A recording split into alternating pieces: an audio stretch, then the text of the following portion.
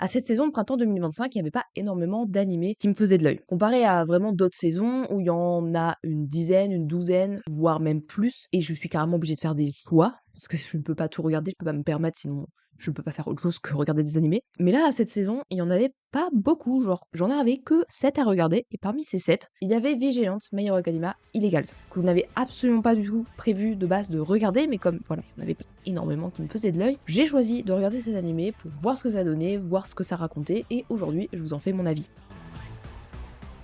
Déjà, posons les bases de quoi parle Vigilante, My Hero Academia, Illegals. On suit Koichi, un jeune étudiant fan d'All Might. Il fait partie de ceux qu'on appelle les justiciers. Ils combattent les vilains au même titre que les héros, mais sans accréditation, donc les héros les considèrent comme des vilains. Koichi utilise son pouvoir de glissade pour rendre service autour de lui. Ramasser les ordures, aider les passants à faire leurs courses, etc. Ça part évidemment d'un bon sentiment. Et pourtant, ces activités sont illégales dès lors qu'il utilise son alter sur la voie publique. Un jour, en voulant venir au secours d'une jeune fille, il se retrouve pris dans une embuscade et il est sauvé par un justicier nommé Knuckle Duster. Ce dernier met KO leur agresseur. À la suite de cet événement, Knuckle Duster, The Crawler, Koichi et Popstep, la fille qu'ils ont secourue, vont faire équipe et se lancent à la poursuite des personnes à la tête d'un trafic de drogue nommé Trigger qui décuple la puissance des alters de ceux qui l'apprennent. Franchement, en commençant cet animé, j'avais vraiment aucune attente particulière. Comme je vous l'ai dit dans l'intro, je l'ai commencé parce que j'avais pas beaucoup d'animés à regarder, donc c'était pas un premier choix, donc j'avais vraiment pas d'attente particulière. Et j'ai quand même été agréablement surprise parce que j'ai vraiment bien apprécié cet animé. J'ai été agréablement surprise sur l'histoire, sur les personnages, sur l'animation aussi, qui est vraiment bien, et aussi sur le fait qu'on retrouve quand même bien l'univers de My Hero Academia, parce que c'est quand même pas du tout l'auteur de MHA qui l'a fait, et c'était pas sûr qu'on retrouve bien l'univers, et franchement, on le retrouve bien, et ça c'est cool parce que c'est vraiment un univers que j'aime bien, My Hero Academia, c'est un animé que j'apprécie beaucoup, donc je suis vraiment contente sur cet aspect-là.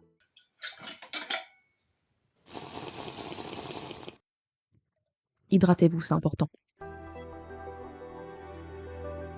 Comme je vous l'ai dit, on se retrouve dans l'univers de My Hero Academia. Et donc, on retrouve des personnages et des aspects de l'œuvre principale. Les personnages, on retrouve notamment Ingenium, qu'on ne voit quasiment pas dans My Hero Academia, parce que, comme vous le savez, il a eu un accident, donc il est plus héros. Et là, on le voit en tant que héros, et ça, c'est vraiment sympa de le voir. On voit des professeurs comme Professeur Mick, comme Eraserhead, dans leur aspect de héros plus que dans leur aspect de professeur, même si, évidemment, par la suite, on les voit un peu plus combattre, notamment Eraserhead. Et on retrouve évidemment le métier de héros, la vie composée autour de ça, des alters, de évidemment All Might, parce que le personnage principal est un grand fan de All Might, et aussi on retrouve évidemment les combats contre les vilains, donc certes c'est des AP qu'on retrouve dans My Hero Academia, qu'on retrouve dans ce spin-off, mais en même temps on est dans cet univers là, donc c'est logique et franchement c'est cool quand même, parce que comme je vous l'ai dit, c'est un univers que j'apprécie beaucoup. Malgré tout, ces aspects similaires à l'œuvre principale, dans le spin-off My Hero Academia Vigilante, il a quand même ses particularités. Déjà, on se passe 6 ans avant l'histoire de la trame principale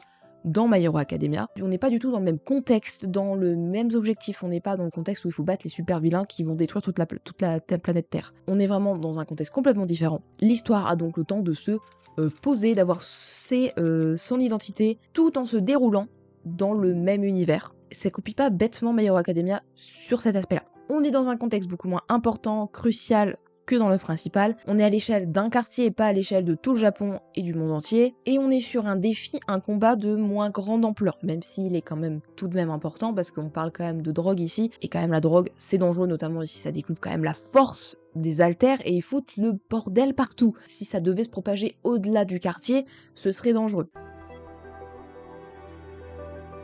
Également, comparé à l'œuvre principale, aucun des deux trois héros ont un alter vraiment super puissant. Déjà, bon, Knuckle Duster n'en a pas du tout, donc là, on fait complètement partie d'une autre catégorie. Popstep, elle a un alter où elle saute juste, genre littéralement c'est juste sauter, donc effectivement ça le sert parce qu'elle est, comment dire, une pop star sur internet, donc en gros ça sert un peu dans sa DA, du fait qu'elle saute, dans ses concerts, donc ça sert à animer ces trucs, mais au final bon ça sert pas à grand chose non plus. Et aussi Koichi, bah lui il a un alter où il glisse sur n'importe quelle surface, donc c'est quand même plus intéressant que celui de Popstep, mais c'est pas un truc hyper surpuissant, même si ça peut être très utile dans certains contextes, et justement je trouve ça dommage qu'il soit pas bien plus développé, mais on en parlera un peu plus tard, pardon. Mais malgré leur alter un peu moins utile, moins fort, ils vont quand même s'occuper des méchants de leur quartier, et d'épisode en épisode, on va voir d'un nouveau méchant qui sera du coup sous l'emprise du trigger, donc qui est la drogue. Mais malgré tout, on a quand même une autre intrigue qui est l'intrigue principale quand même supplémentaire, où surtout Knuckle Duster est à la recherche de la personne qui permet à ces gens d'utiliser le trigger, qui vend le trigger.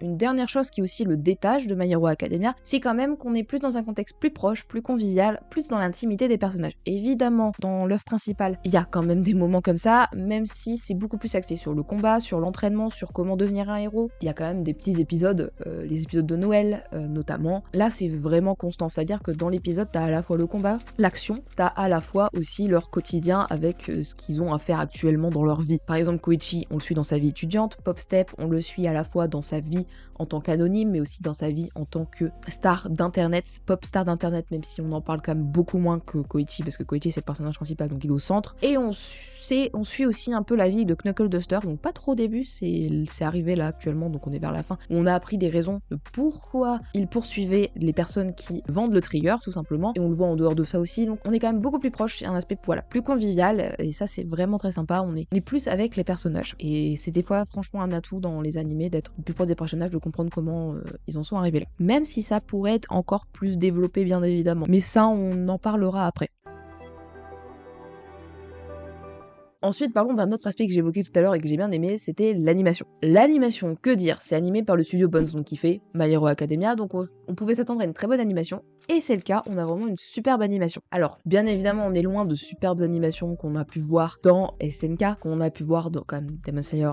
On peut pas ne pas dire que c'est bien animé, malgré que l'histoire soit un peu bancale, mais bah, ça on en parlera plus tard. Bref, c'est quand même bien animé, et ce que j'ai trouvé vraiment super cool, c'est que l'animé a des effets sonores et visuels qui sont en rapport avec des comics, donc c'est inspiré des comics. En même temps, DC Comics, Marvel, c'est donc des comics qui parlent de héros, et c'est un peu l'inspiration de l'auteur de My Hero Academia pour créer son histoire, et donc le rappel dans ce spin-off, c'est vraiment sympa, et ça ajoute quelque chose de particulier et qui le détache de l'œuvre principale. Même pour l'opening, qui est aussi dans cette DA-là, et aussi la musique, où je sais pas, il y a un aspect super-héros, je saurais pas comment expliquer, je pense que de toute façon vous l'aurez entendu au début de la vidéo, et je pense vous la mettrez en son. Il y a un rythme qui fait que ça fait super-héros, je saurais pas comment expliquer pour ce coup-là, mais globalement, donc les effets sonores, les effets visuels, l'animation est correcte, et les musiques aussi, on est globalement sur une bonne animation, et en vrai, je suis pas déçue de la part du studio Bones. Malgré tous ces aspects positifs que je vous ai dit, qui font que c'est quand même un bon animé, un animé ok à regarder, il y a tout de même ses défauts. Quelque chose qui est évidemment un défaut, je dirais, c'est que les combats ne sont pas non plus les combats les plus dynamiques du monde. On a vu mieux en termes de combats. On pouvait s'attendre à un peu plus de combats, etc.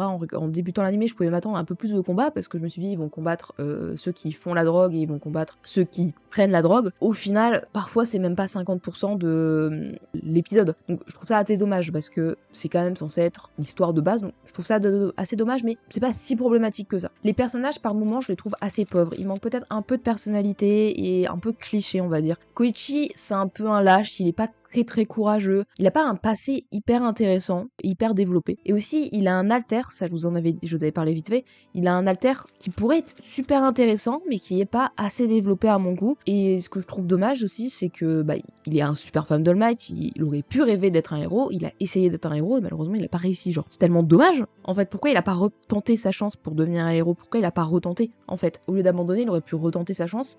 Donc je trouve ça dommage. Et ensuite, Popstep là-dedans, elle est pas trop développée. Genre juste elle est là. On voit pas plus comment elle passe sa vie, on n'entend pas plus parler de sa vie en tant que pop star d'internet. Enfin, c'est dommage qu'elle soit pas beaucoup plus développée en fait. C'est juste dommage. Alors que le personnage pourrait être bien mieux développé. Et seul personnage, je trouve qu'il y a pas trop de défauts, c'est Knuckle Duster. Bon, c'est un cliché effectivement du bon justicier comme Batman, mais c'est pas un souci. Mais lui, il a un passé, on apprend pourquoi il fait ce qu'il fait, on apprend pourquoi il est à la recherche d'arrêter ceux qui font le trigger. Enfin, lui, franchement, je trouve qu'il est quand même bien développé, et malheureusement, on le voit pas assez au centre de l'histoire, en fait. C'est beaucoup Koichi, alors que Knuckle Duster mériterait quand même beaucoup plus d'être au centre de l'histoire que Koichi, je trouve, personnellement. Autre petite chose qui me dérange aussi, c'est que, bon, évidemment, on est dans un animé qui est animé fanservice, et du coup, il y a du fanservice sur une collégienne, quoi. Donc Popstep qui est une collégienne.